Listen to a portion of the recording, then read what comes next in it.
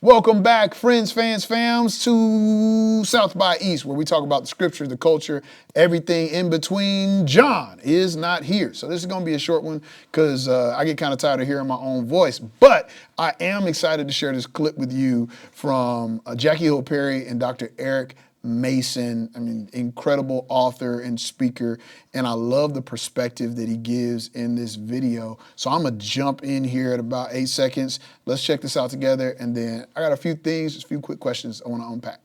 I know we have a lot of people listening to us who might be gifted with leadership, called into leadership at some point, and they have character, but they're being pruned. And they know the Lord is trying to mature their character to a certain degree. Like, I guess, what is your encouragement? Because it's like character is something that has to be cultivated. Absolutely. And so even when we say that's a requirement, how do you develop character? Good. Growth is not your responsibility. Say what? Spiritual growth is not your responsibility. No flower grows itself. That's why every illustration of spiritual growth, usually in the Bible, is agricultural.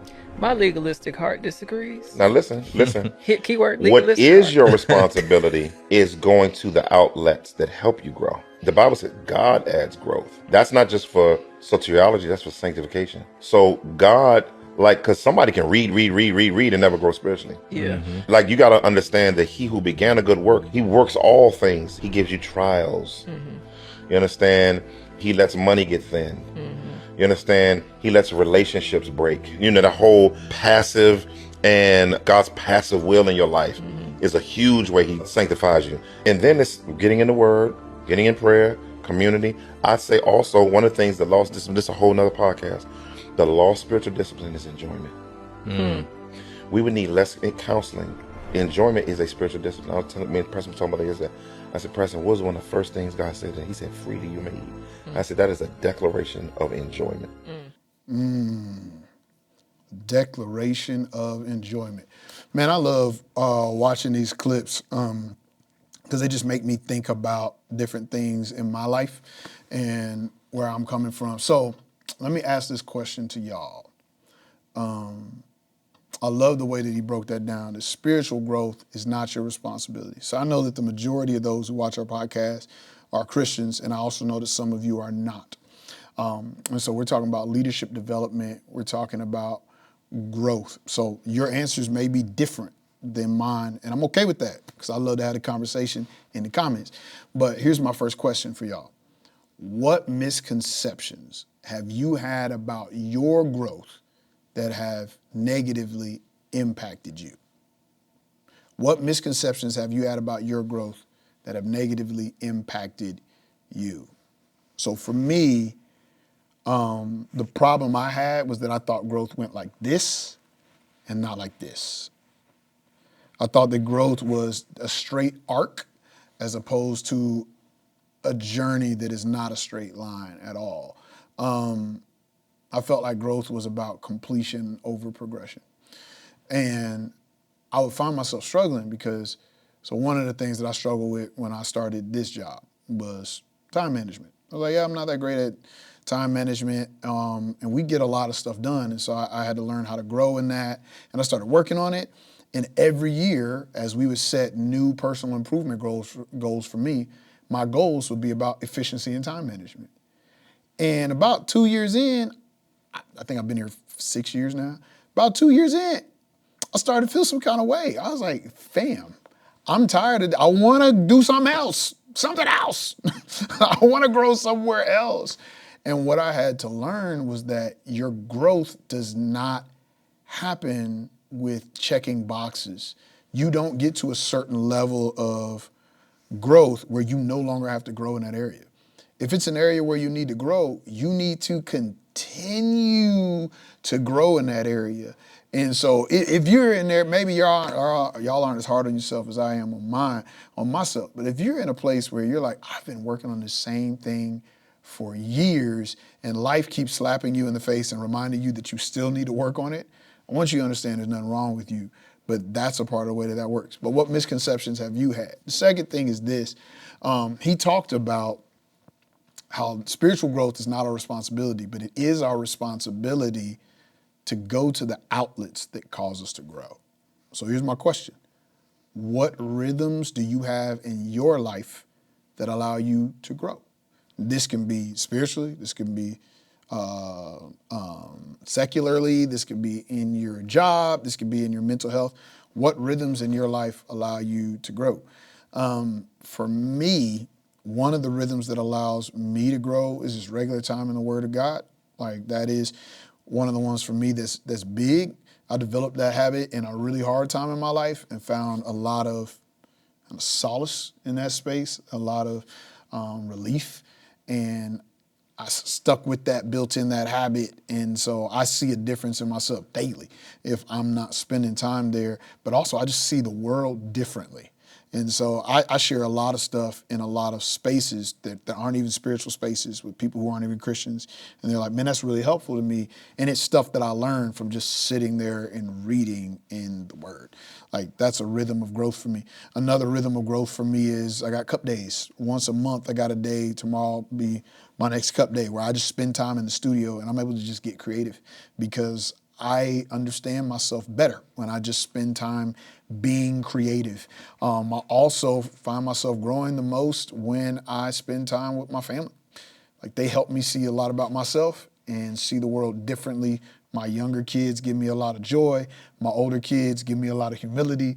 And I get to learn a lot in those spaces. And here's my last question. So that one is, what rhythms in your life allow you to grow? And here's the last one.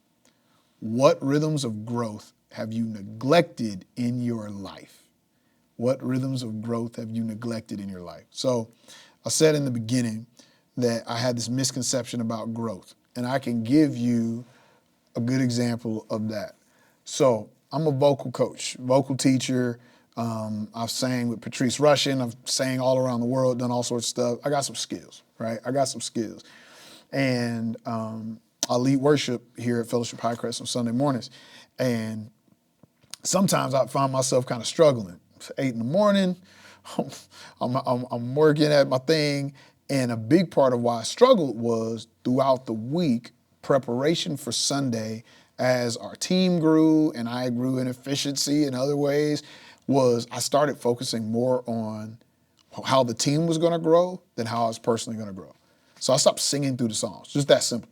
I stopped singing through the songs because I was like, I already know how that song goes. I'm going to focus on getting this chart updated, or I'm going to focus on creating a recording for the team to use to practice with.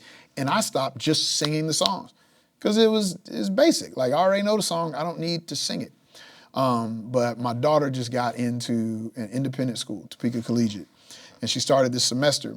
And so in the morning, because my wife has to work, I take my daughter to school every single morning around 8 o'clock. And every morning we play a couple of songs. We play a song called Bye by Mike Todd Jr., real dope song. But then we also play Sir Duke by Stevie Wonder and I Wish by Stevie Wonder. And so those are just the songs we play. We get in the car, Daddy, put on the songs I like. And we throw them on every single morning until we're blue in the face. Like that's what we do. And because we play them every week, I just sing along in the car. I sing along in the car every week. And I noticed this morning, actually, I was like, man, these songs feel really easy to sing. And if you've ever sang Stevie Wonder is hard to sing. The range is crazy, just inflections, it's all like Stevie Wonder is hard to sing. But the songs felt easy because I practiced them every single day, at least 5 days a week. I'm singing those same songs 5 days a week. And it was this reminder to me that like, oh, duh, that's basic. Everybody I've ever given vocal lessons to, I'm like, hey, just go sing that thing. Sing it over and over and over and over and over and over and over again. Just keep singing it. And one of the misconceptions I think we have about growth is that it doesn't require any maintenance. Once I've done some work and I get to this area in my mental health or in my ability or in my understanding of people or in my relationships, I no longer have to readdress that. I no longer have to go back to that. But growth in most areas in our lives, including our spiritual lives and any skills that we have, is a lot like car maintenance. This morning, my sedan died right when we were about to take it in to get an oil change. Right when we were about to take it in to get checked out, it died because we got a new vehicle over the weekend, and that car sat in our front yard for 4 straight days without being driven. Then when we got into it, it didn't work anymore. When we were driving it every day, we knew stuff was wrong with the car, but the car still functioned. And we had opportunities to make the car better. Once we stopped using it, bottom fell out. It completely stopped functioning. And I think sometimes we find ourselves in spaces where we're really unimpressed by our own growth and surprised by how far we've fallen, and it's just because of lack of maintenance. So what areas in your life, what areas of growth in your life do you need to start maintaining? And how are you going to do that? So those are questions. What misconceptions have you had about your growth that's impacted you? What rhythms do you have in your life that allow you to grow? What rhythms of growth have you neglected? And where could you use some maintenance in your growth? I'd love to hear about it right down there in the comment section on the YouTube or on the Facebook. Make sure that you like, comment, and subscribe. And please share it. Share it with somebody that you know needs to hear this. Maybe you want to ask them those questions, but you want to let me ask them instead of you. That's all good. I got you on that.